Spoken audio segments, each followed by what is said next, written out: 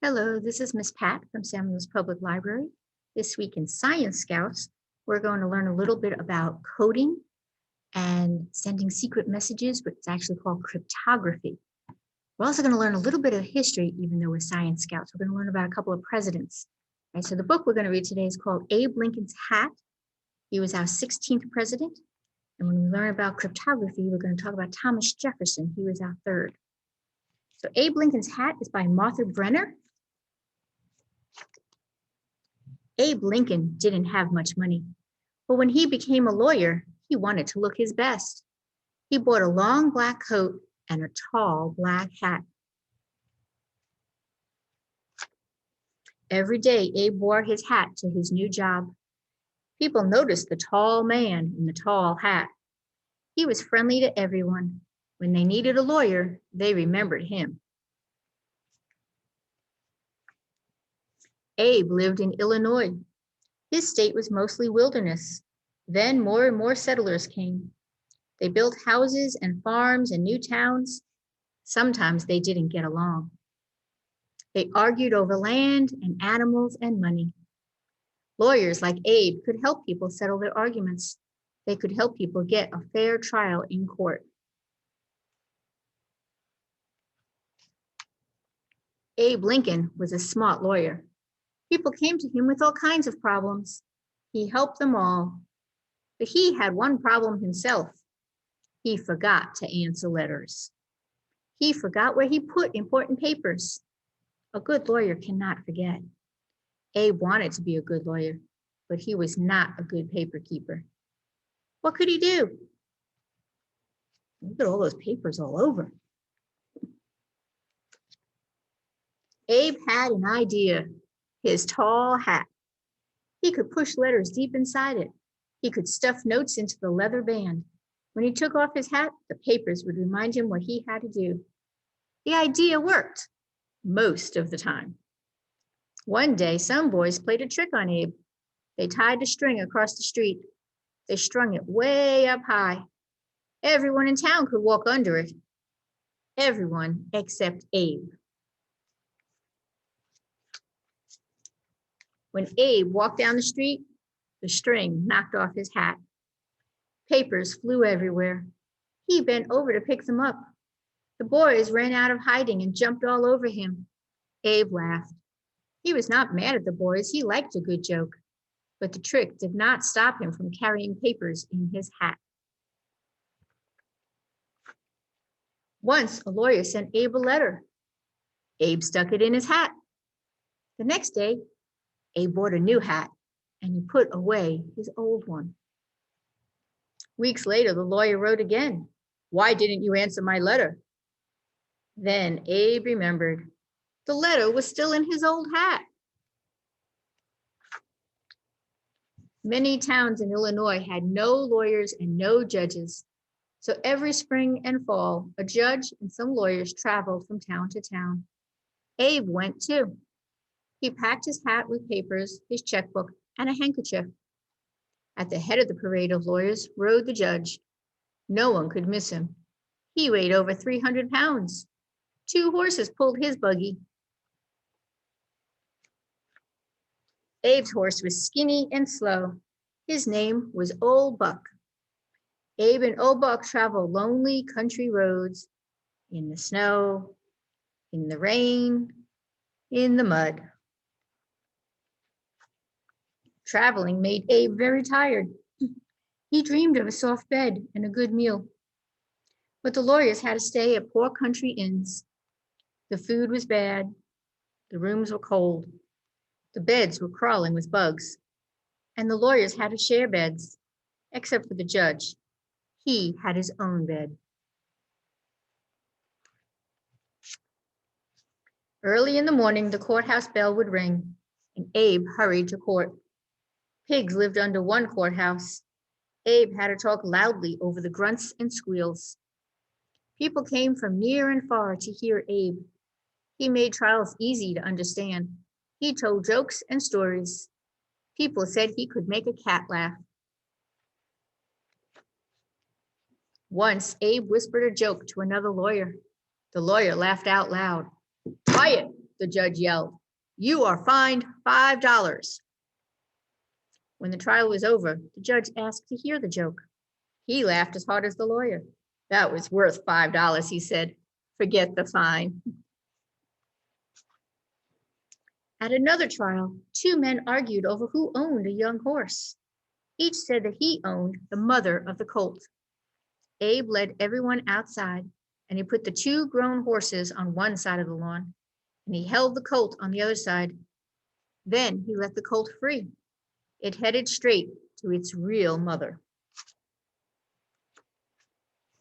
One day, Abe got a letter. It was from Hannah Armstrong. Years before, Abe had lived with her family. Mrs. Armstrong cooked for Abe.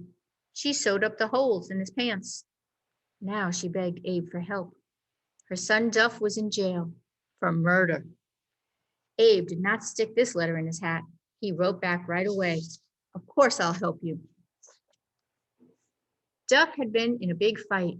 It was very dark, but a man said he saw Duff kill someone. Duff said he did not do it. Abe believed Duff, but how could he prove that the man was wrong or lying?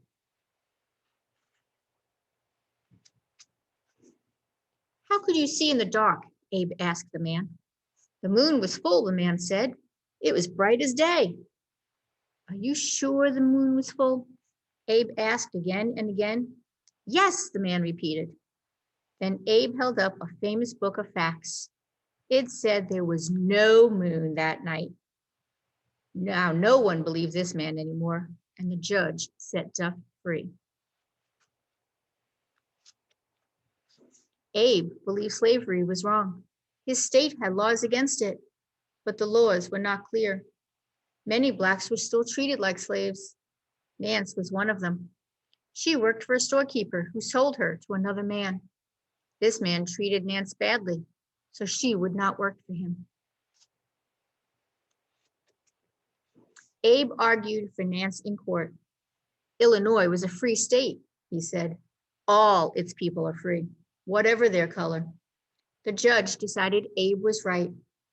From then on, no one could be bought or sold in Illinois. Abe had saved Nance, but half the states in America still had slaves. In a few years, there would be new states out west. Abe did not want slavery to spread to these states. Abe tried to get elected to the U.S. Senate. If he won, he could make laws to stop slavery. He ran against Stephen Douglas. Douglas argued that each state should decide for itself if it wanted slaves. They gave speeches all over Illinois. Thousands of people heard them. Abe lost the election, but became famous. In 1860, Abe ran for president. Stephen Douglas ran too. This time, Abe won. Abe grew a beard for his new job. He took his family to Washington. At every train station, crowds cheered the new president. Abe was ready to make his first speech as president. He carried a cane, a tall silk hat, and his speech. He looked for a place to put his hat. Stephen Douglas stepped up. "If I can't be president," he said, "I can at least hold his hat." Abe Lincoln was a great president. He freed the slaves. He worked for fair laws. He helped unite the nation after a very long war. But he never changed his ways. He always kept important papers in his tall hat. Okay, so if you guys come in to the library, you're going to get a kit for Science Scouts. You tell them you want the coding one, and you're going to get something like this. And what you will do is you can color the paper plate.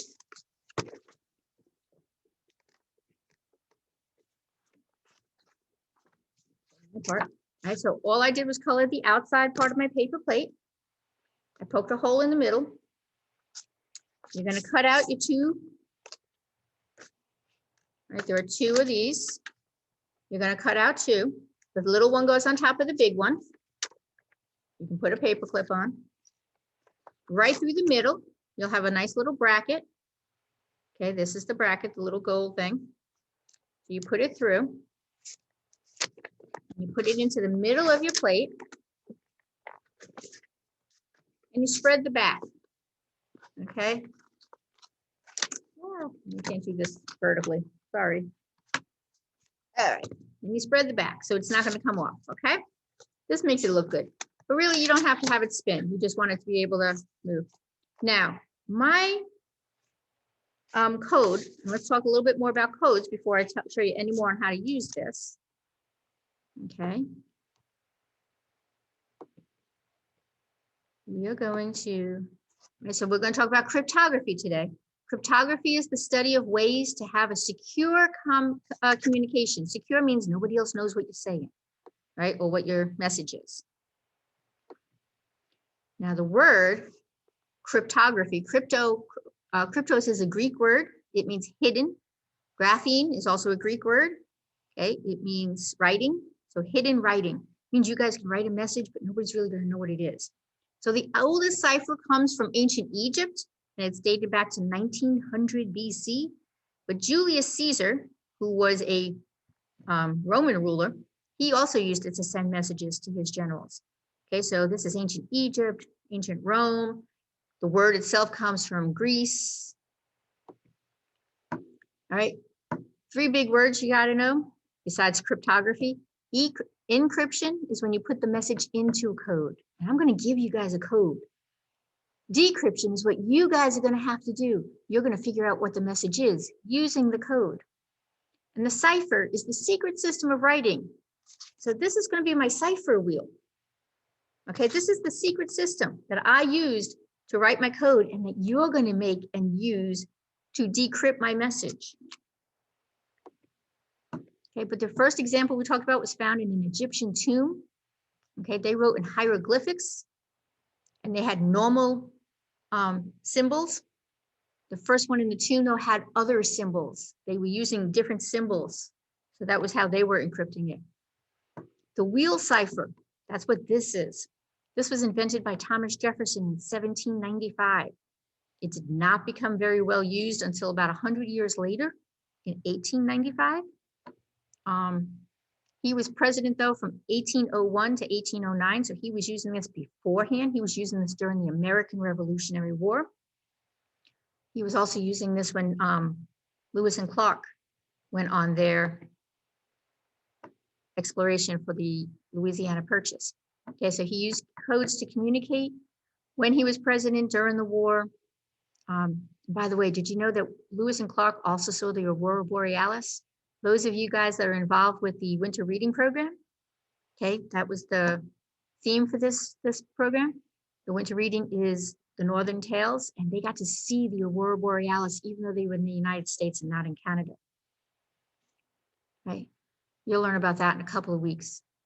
5 other things, though, that you probably don't know Thomas Jefferson invented was the swivel chair. You probably all love sitting on the swivel chair. Okay, he used it to write much of the Declaration of Independence. The pedometer. Okay, now I have on a Fitbit. It's not the same thing, but it does the same stuff. He came up with a pedometer, counting the number of steps taken. He gave one to James Madison, who was another president. The wheel cipher. Now, again, you saw what his wheel cipher looked like. This is the best we're going to do. His was really complicated and would involve us carving a lot of things. Folding ladder. Right, and the mechanical dumbwaiters. Some of you may or may not see those in movies. That would be a hole in the wall. You'd open up the door, and you'd pull on the string, and the shelf would come up, and the food would be there. Or they'd put the food in there, and they lower they'd pull on the string, and it would go to another floor. Okay, so that would be your dumbwaiters. All right, so now for this type of wheel, and I have mine set up the same way. Okay, mine is set up with my paper clip is on the CA. You can put it on anything you want. Now I'm going to stick with the CA and you need to stick with the CA at least to decrypt my message. But you could say, you could make one of these and you could move your paper clip to Let's say you do it to FD. Now, using this, you can write your own messages, but then leave it on FD and give it to the next person and say, now you have to figure out what the message is.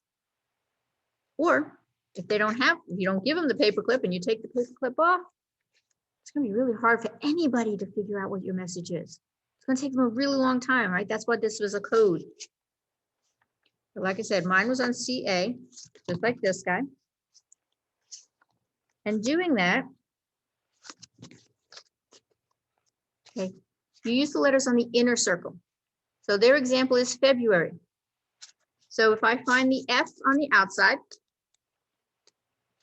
right, the F on the outside, and I'm going to show you here,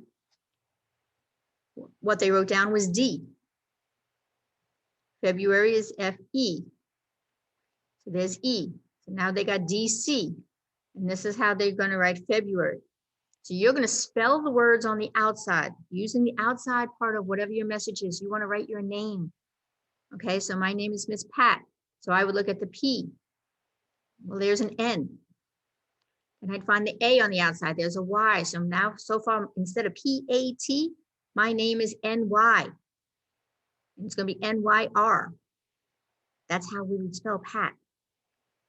Okay, so this is how you're going to use it.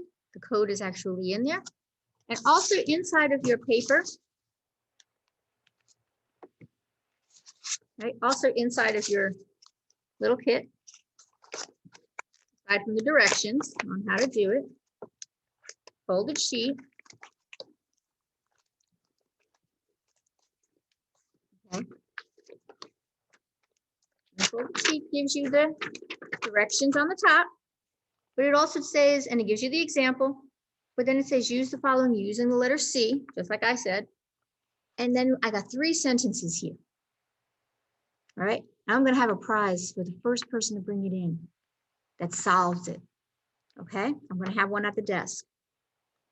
because I want to see who can actually solve this and bring it in and tell me. Okay. You got to bring it in. You can't just come in and tell me you did it. You got to be able to show me. All right. So this way you get to learn a little bit about coding. You get to hear a little bit about presidents. We also talked about ancient Rome and ancient Greece. I know I kind of threw a lot of social studies stuff in there this week, but that's okay. Coding is kind of falls under technology. We talked about coding on computers, but this is how they used to do it back in the old days, right? So hope you have fun with this, and I'll see you guys next week. Take care.